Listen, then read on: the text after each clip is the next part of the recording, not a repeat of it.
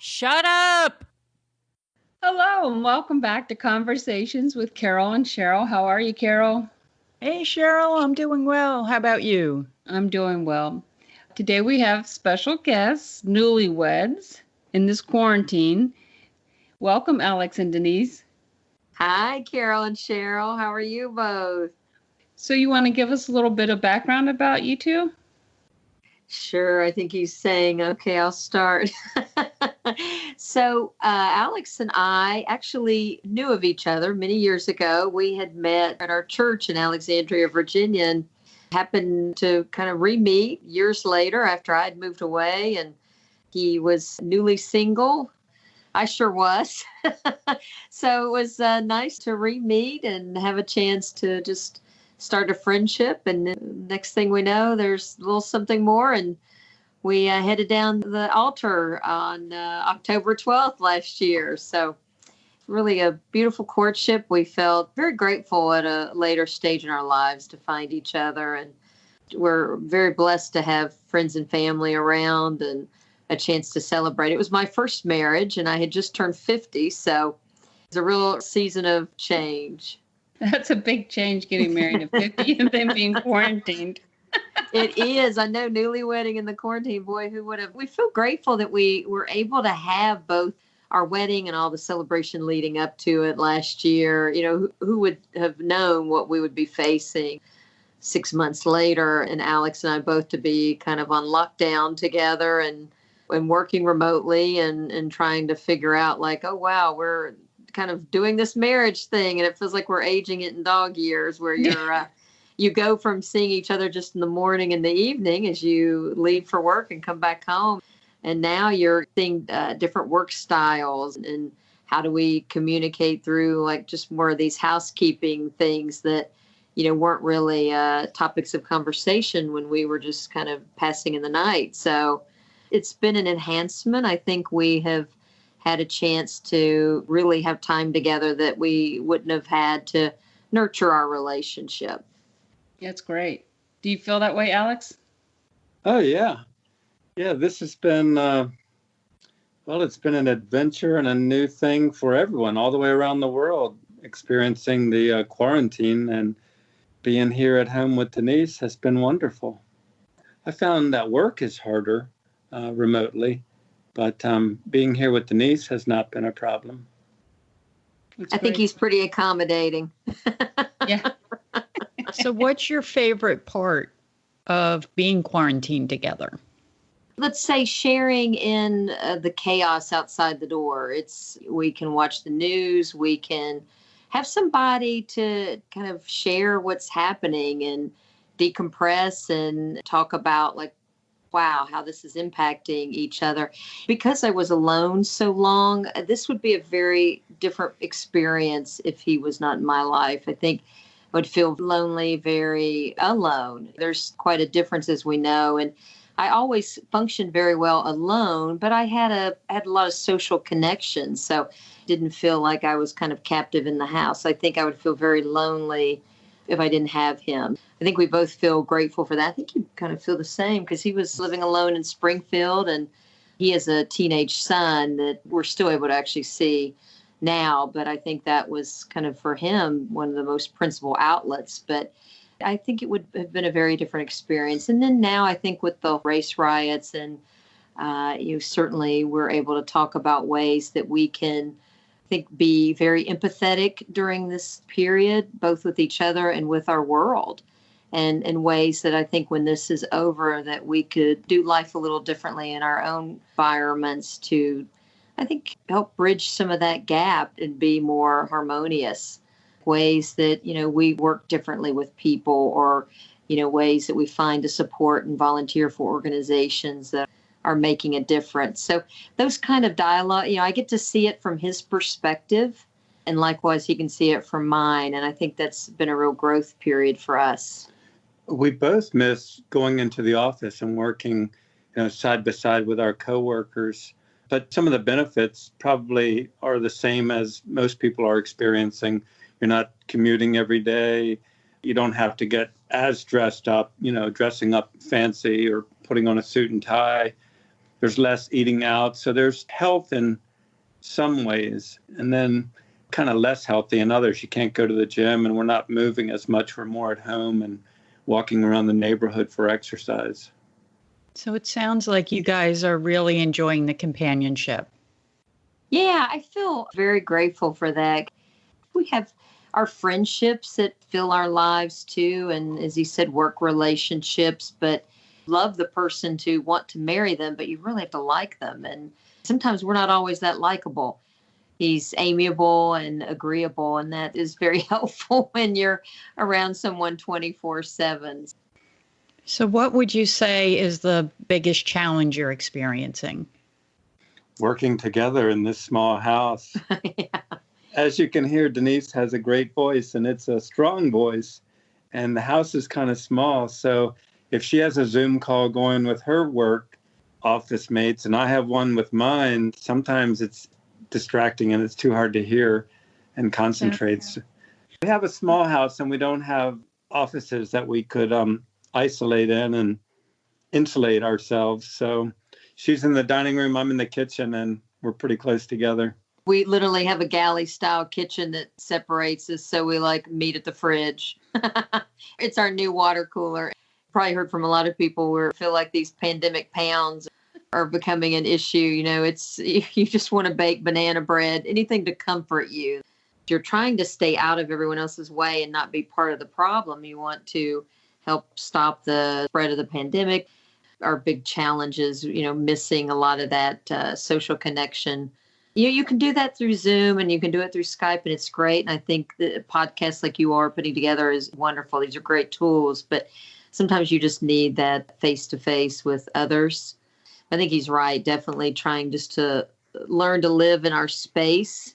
Both of us middle-aged individuals, that those idiosyncrasies that you have were like, oh, is that how you put a trash bag in a trash? You find, you go from when you first start dating, you're at the top of the funnel where you talk about all these lofty things that you did, and then you just funnel it down to oh, really? Is that where you put a toothbrush, mister? I think all couples go through that.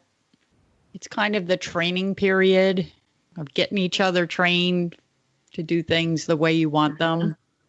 And I know in my marriage, it has to be black and white. There's no gray area. If I'm in the kitchen, nobody else is allowed in the kitchen. Because I don't want a cabinet upside my head, That's right. Nobody's allowed to touch my bathroom stuff. Stay out of my sink. It's completely off limits. There's never a reason. If I'm napping, don't wake me up. Well, what if the house is on fire? Let me burn. There's no gray area, How long have you been married?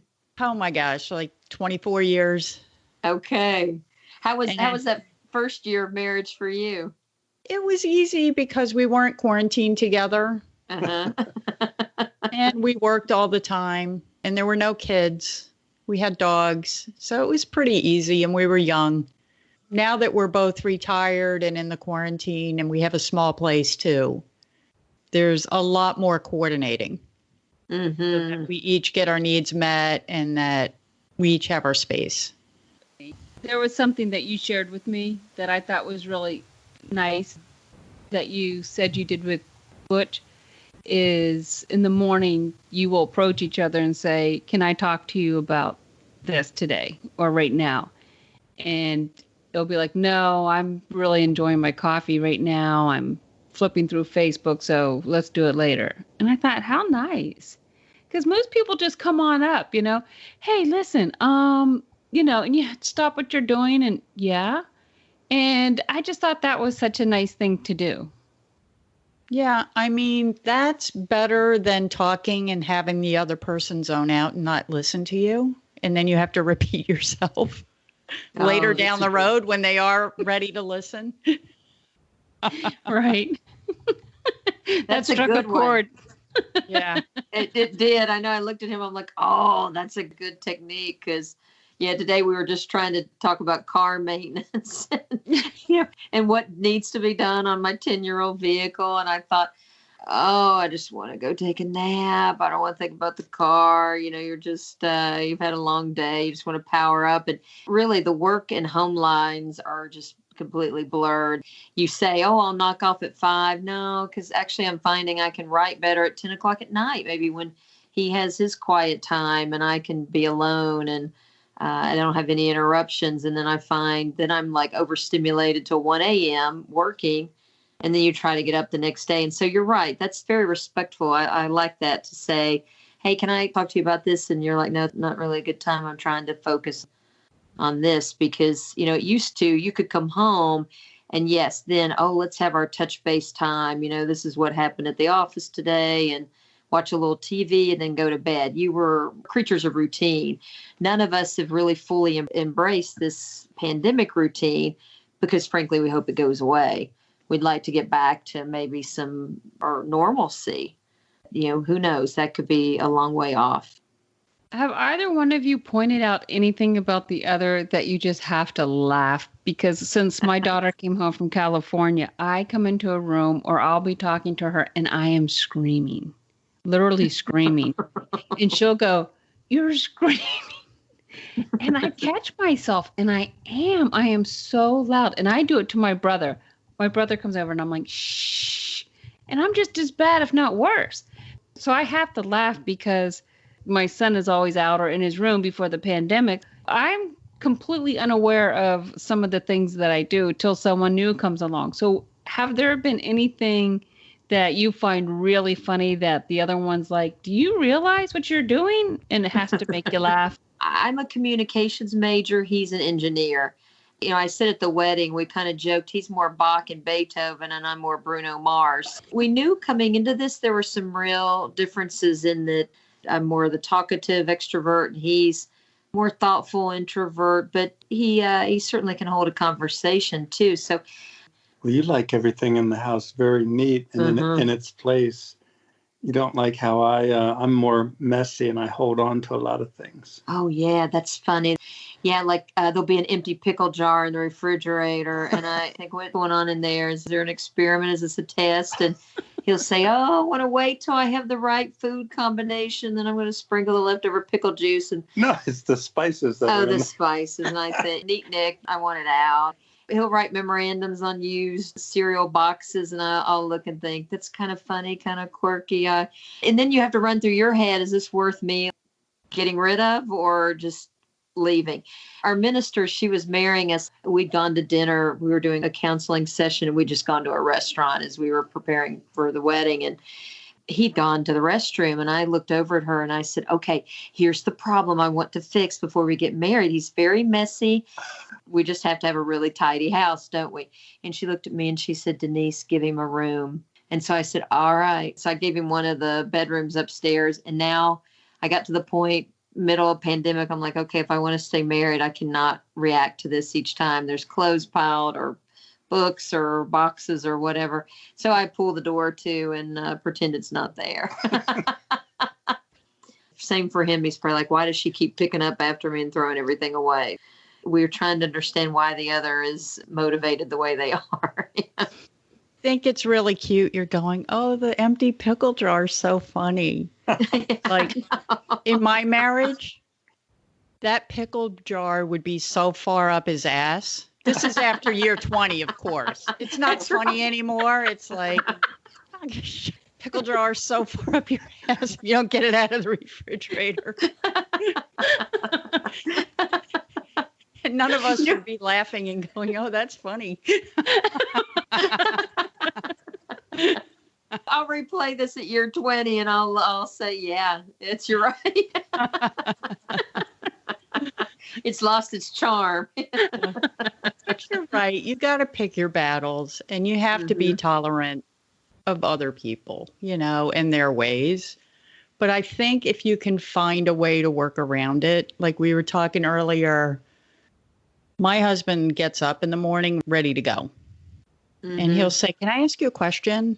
And I'm like, yeah, go ahead. And I'm making the coffee. And then he asked me like 10 questions. I'm like, can we circle back to that after coffee? But I know that he is ready for a planning meeting first thing in the morning. I can do a planning meeting at 10 o'clock at night and he can't. Okay. So, and then with the house stuff, I had kids, I had teenagers, and the house was a mess. And I'm like you, Denise, I like to have a clean house. And I want things put away and I want things sanitized. It's not like just throw everything in a closet and move on. Like doorknobs need to be wiped down, the light switches. And this was even before quarantine. So we solved it by just hiring a cleaning lady. Oh. You know, I'm like, hey, we could each throw in whatever, $40 every 2 weeks, and this solves it. And we have to pick up all the clothes so she can vacuum. So at least once or twice a month, everything is picked up. But we had to get creative and figure out what's important. Maybe we just need to spend some money on this, or maybe just let it go. I mean, that's pretty normal, I think, in all successful marriages. You've got to work through all of these nits. But I think what makes it doable is that friendship you're talking about and that companionship. You're friends first. You want to be together. So you want to work out those things. Yes, that's a good point. And I think you hit on one about finances too. I think that's always a big one, and spending time learning about that. When we had to do an initial, I guess it was more of a compatibility. It was like a test, and it was really revealing because it would come back with the results and it would name out subjects for us. And so I think money was one of the big ones because I tend to be more of a spender and he's a great saver. You know, while that makes it very attractive for those who spend, you think, oh my goodness, look, you got a lot of money I can go after now. You know, you have to realize that the reason he's a saver is for a better point than you're a spender. You know, he's truly planning for that rainy day and impending retirement. Whereas I think a lot of couples starting out in their 20s, that's you've got longer to build your nest egg. For us, we don't. We hope our working years, they'll be more behind us than they're ahead.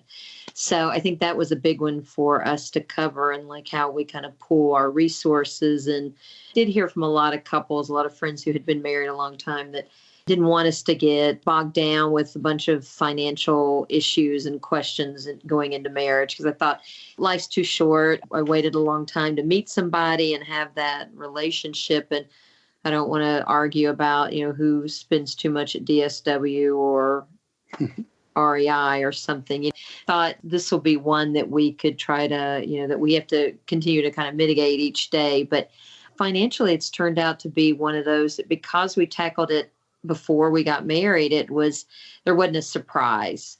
And I think sometimes going into marriage, that is one that, you know, people don't realize their views on important topics. And because we won't have children together, parenting wasn't necessarily on the table for discussion, whereas money and aging are topic. Well, what about Alex's teenage son? Well, there's been some friction sometimes because he's 17. We see him often. He's over here usually every day. And Denise is principled. She's got strong values and principles that she lives by and thinks that other people should, especially if it's our children. So she tries to correct him sometimes on a lot of things and runs into friction. I have to sometimes stop myself and not say the things that I may want to say at the moment. And it's tough because we're figuring each other out. And I'm new in this. Try to be respectful. He too may be feeling some insecurity as to his role. Not always easy. And my son's very different than I. So I learned to accept that and not try to make him be, you know, a miniature version of me, or try to live out the goals that I didn't make, or a different path that I wish I'd gone down. You know, so I'm letting him be himself, and it's very different than I am. He's more driven by money and status and brands, and I'm not. Also, he's very good at school, but not that interested in school. So it doesn't take him much effort at all. And for me, it did. It took a lot of studying, a lot of work. So when you took that test, what else came out of that you didn't expect? So resolving conflict, I think that's difficult for all people. Sometimes if you have an argument and then you're kind of mad at each other for a while, The hard part is coming back together and resolving it, just starting that conversation sometimes and working through it. That's hard. You might be stuck in that, not talking to each other or mad at the other person for a while. But the makeup sex is amazing, right? Yeah, there you go. You would end up pre-pandemic. There might be something that bugged you in the morning, and then you stewed about it in your commute, and then you got to the office, and then you'd be creating things almost in your mind like, all right, I'm not going to stand for that. And then you'd go through your day, and I'd come home at night sometimes and be like, oh, I was still wrestling with that issue. But now when you're like here, you have more immediate, I guess, resolution of things. I think if we were to journal this, there'd be a pre-pandemic newlywed marriage, and now there'll be a post where it just does feel like that we've been married longer and we've unpeeled the layers quicker. Then maybe we would have made the same progress had we had an atypical first year of marriage where we still had to blend in like family visits. And he's got an older mother and who's in retirement community. So she too has been on lockdown. In fact, I don't think she's even left to go to the grocery store since this started. They bring all the food to her. So, you have all those visits, those pressures, those commitments that you make that sometimes get in the way of just the two of you. Whereas we've had a lot of time for just the two of us. That's a good point that you made, that you don't carry all that stuff all day long till the evening. Because you're right. It will go in your head, and it's nice that you're there just to solve it immediately. That's pretty neat. That's a nice observation. And frankly, you're not pulling Sally in the cubicle next to you. Do you believe what my husband just did? and you would almost get the peanut gallery, be on with your friends. Or you might just say something happened in the morning, then that night you're meeting friends for dinner, and you're talking about, oh, how would you handle this before you've really handled it with the person that you're married to. So now, there's no real peanut gallery influences unless you're texting. You're just there dealing with the person face to face. So I think that's actually probably been a good thing. I think I felt like an urban legend as a first-time bride at 50, that already we knew there was going to be some uniqueness to us finding each other. The wanderlust is probably not the same in your 50s as it was in your 20s, where you want to get out and see the world and have a lot of new experiences. We were kind of able to come together, having had a lot of different experiences, and really have that dynamic. We find now we're still sharing stories that we just didn't talk about in our courtship. I wanted to get this in real quick. I read an article in Forbes. I just thought these were some percentages for couples in quarantine, and maybe you can agree or disagree. 40% of couples surveyed report spending more time than 20 extra hours per week with their partner as a result of this pandemic. So I'd say that's... Oh, yeah. Yeah. Yeah, definitely a lot more. And it sounds like you guys fall into this. Most couples, 68%, are making it a priority to deepen their emotional connection and are finding new ways to spend time together, discovering new things about each other, including aspirations for post-pandemic life. Yes. Yes, definitely. Okay, nearly 25% of married couples are spending 35 plus hours per week together. Only 29% reported satisfaction with the amount of quality time they spend with their partner. And it was just 23% pre-coronavirus. It sounds like you guys are doing better than that. Yeah, I think we have a lot of good quality time together. Yeah. Are the others just complaining about pickle jars in the refrigerator and calling it a day?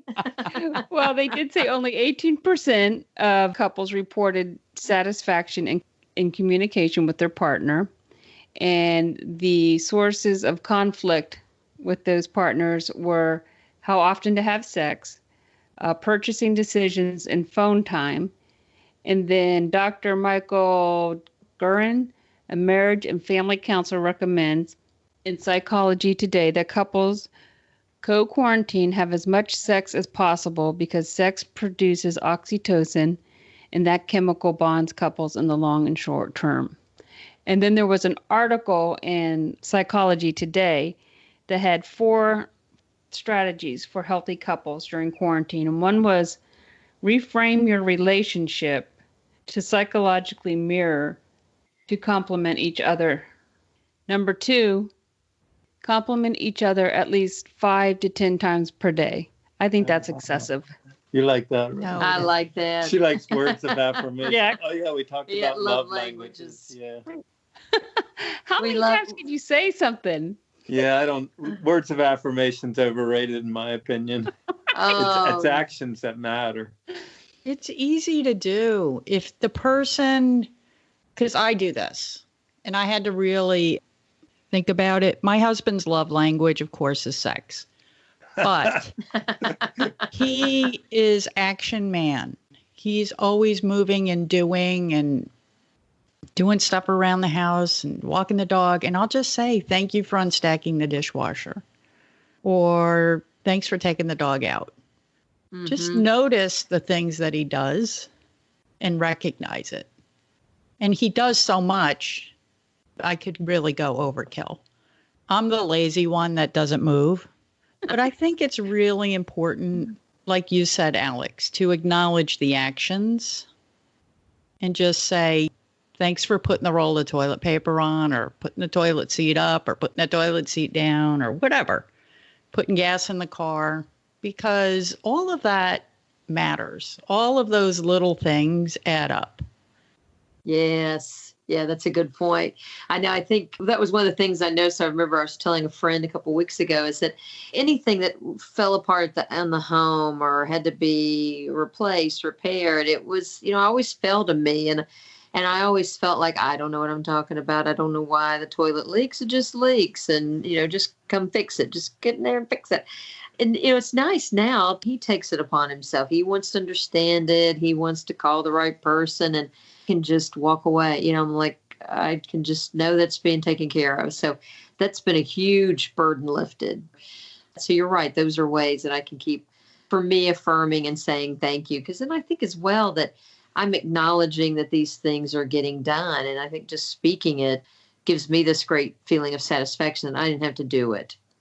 Alex first gets in and tries to understand it. He has more of an engineering technicality with things. So I think he knows how things work. And I appreciate that. I think it's easy to focus on the negative too, like what the person isn't doing and how they're not living up to your expectations. Mm-hmm. And if you get into sort of that attitude of gratitude and keeping your focus on what they're doing right, you feel better. Your whole body feels better. But sometimes you have to work at that. And same thing with the money. If you come in on budget, credit the other person and say, hey, I know that spending freeze was hard. We met our number. Let's go out to dinner. Thanks for keeping the budget. That's great. That's a good thing to apply.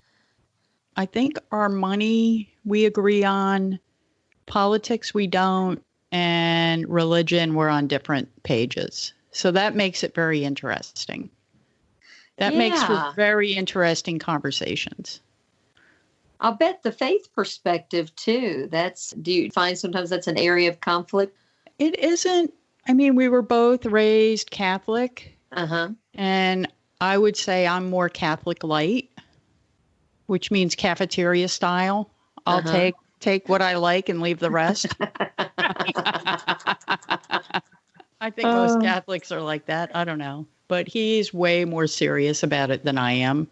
And I think it's a conflict for him because he wants me to be more like he is, and to join him at church every Sunday and lighting candles and saying prayers together. And I'm Catholic light. I'm like completely fine with that, but I'll be on my bike while you're at church, or I'll be at volleyball. I'll meet up with you afterwards, type of thing. So it's not a problem. It's something we had to work out. And it sounds like you guys are on the same page with religion, and that's something that brought you together. Yeah. Yes. And that's very powerful. Yeah, it is. Good. Yeah, because I think we understand that about the other. There's the essence of belief system, and our faith really helps to endure as we think about things that we've been through before we even came together, that we could really share in that we've recognized hard times, but we knew there was something greater than ourselves to help us both resolve and to have the faith to pick up and move on, move forward. That will continue to help us to not feel like we kind of get stuck in, sometimes couples can get stuck in unforgiveness or in bitterness and some other things that aren't healthy. And I hope that faith will continue to light the way forward for us to move on. I think for my husband, his faith has brought him so much peace, especially with the turmoil of teenagers, because there's so much that you have to let go and trust, and there's so much you can't control. And watching train wrecks, believing that there is a reason for this and that this kid has a purpose. We don't know what it is, but God does. And we have to believe that and trust it. He has gotten a lot of peace with that. So that's why it's not a problem. It's not that I'm an atheist or, some other denomination. I'm just not as on board as he is. And I think sometimes one may be stronger in faith or at a different place in faith walk, and you can inspire and lift the other. I know there's days where, maybe I'm down or he's down or vice versa, and we can just kind of help motivate the other to maybe see things from a different perspective. And these are unprecedented days we're in, and I think everything just kind of gets amplified, that issues with a teenager or, issues through work or, just fragility of health. Countless stories of people who were, out celebrating a friend's pending wedding or graduation, and, 2 weeks later they're gone. They ended up getting this virus and not able to fight it, and it overtook their life. And you're hearing these stories and you think, gosh, a lot of times there are people younger than he and I are, and just see that there just really are no guarantees. So how are you making your time count, your days matter, and not getting bogged down maybe with things that otherwise might have made you come more unglued. And I think that helps, that faith perspective, knowing that there's something better and something bigger and something more beyond what we're living in. Yeah. So we're running out of time. So do you have any words of wisdom for our listeners who are thinking of getting married, who are newly married? Do you have any advice, lessons learned? Last week, Denise was joking. All couples anticipating or contemplating marriage should live together through a pandemic first. Yeah, there's no handbook. There's no way to prepare you. I feel grateful. I guess any words of advice, it's take it truly one moment at a time, one day at a time. The news is painful. People's individual stories are real. And you're trying to really treat your marriage as sacred as possible, that you preserve it and you try to be kind to one another and not take it out on each other. And so I think that, that would probably be mine, that I feel grateful. I think it's worth it. I'm glad we found each other. And I think we just pray that we'll continue on this journey of growth and learning. Thank you both. It's been nice to meet you and be with you today. Well, you guys look really happy together. Okay. You look You look content and happy. Yeah. Oh, thank you. It's refreshing to see. Thank you. Cheryl, did you have any words of wisdom? No, it's kind of funny because when Denise told me she was getting married, I didn't know Alex that well. And, I've been single so long, and we've talked about that on the podcast. I think I'm asexual. I just don't want to get married again. And so when I hear someone getting married, I'm like, oh, are you really going to do that inside? Are you sure you want to do that? You come home and kick off your shoes and, and I'm so happy for you because I got to know Alex and I just think it's great. And I don't always come around like that for some couples, but you guys I have. So I'm really, really glad and happy for you both. So thank you. We appreciate that. Yes. Yeah, it's nice. Thank you so much for coming on the show. It's been a pleasure meeting you and speaking with you. I've learned a lot. All right. Thanks, everybody. All right. Thank you. and Bye. goodbye. Again.